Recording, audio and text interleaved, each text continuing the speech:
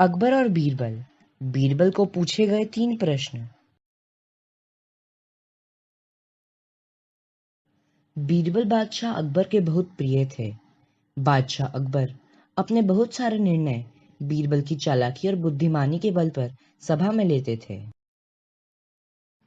यह देखकर कुछ दरबारियों के मन में बीरबल के प्रति घृणा जागृत हो गई। उन दरबारियों ने मिलकर बीरबल को बादशाह अकबर के सामने नीचा दिखाने के लिए एक योजना बनाई।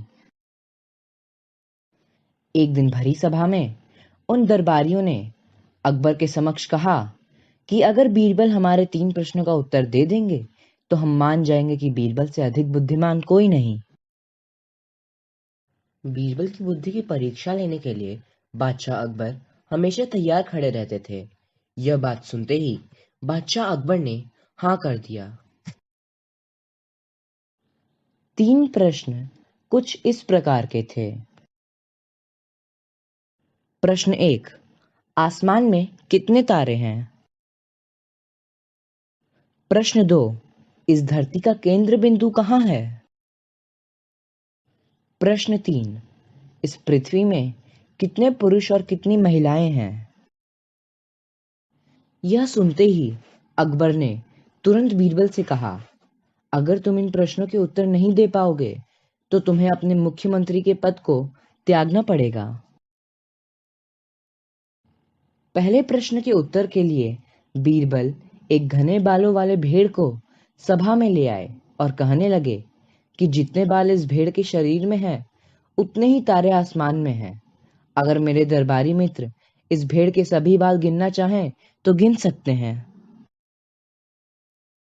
दूसरे प्रश्न के उत्तर के लिए बीरबल जमीन पर कुछ रेखाएं खींचने लगे और कुछ देर बाद उन्होंने एक लोहे की छड़ी को गाड़ दिया और कहा, यह है धरती का केंद्र बिंदु। अगर मेरे दरबारी दोस्त मापना चाहते हैं तो स्वयं माप सकते हैं। तीसरे सवाल के उत्तर में बीरबल बोले, वैसे तो यह बताना बहुत ही मुश्किल है कि इस दुनिया में कितने पुरुष हैं और कितनी महिलाएं हैं, क्योंकि इस दुनिया में कुछ ऐसे लोग भी हैं जिनको उस गणना में नहीं जोड़ा जा सकता, जैसे कि हमारे यह दरबारी मित्र। अगर इस प्रकार के लोगों को हम मार डालें तो हमें गणना करने में भी आसानी होगी। यह सुनते ही सभी दरबारियों ने सर नीचे कर लिया। तभी बादशाह अकबर ने हंसते हुए कहा, बीरबल तुमसे चालाक और बुद्धिमान कोई नहीं।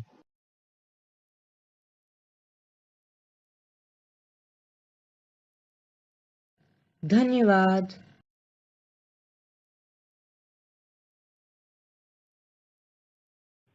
अगर आपको मेरी वीडियोस अच्छी लगे तो मेरे चैनल को लाइक, शेयर और सब्सक्राइब करना ना भूलें और बेल आइकन ज़रूर दबा दें।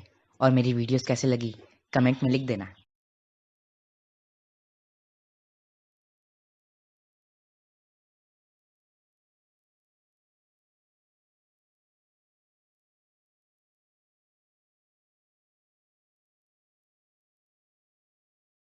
मेरा वीडियो देखने के लिए धन्यवाद।